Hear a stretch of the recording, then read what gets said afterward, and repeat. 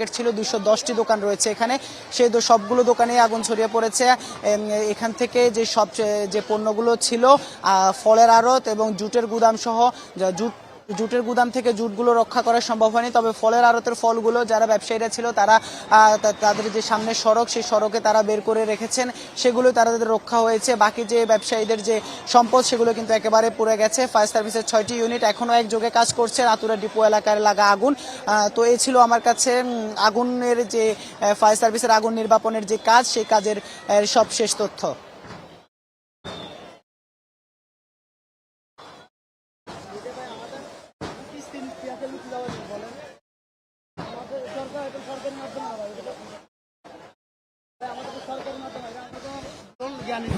সমিতি থেকে আজকে মনে 10 দিন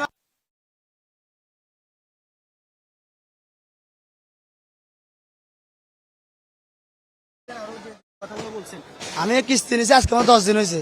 50,000 টাকা নিয়েছি 10 দিন। আজ এক কিস্তিও দিই নাই। 10 তারিখে কিস্তি দিব আমি, 10 তারিখে। শক্তি ফাউন্ডেশন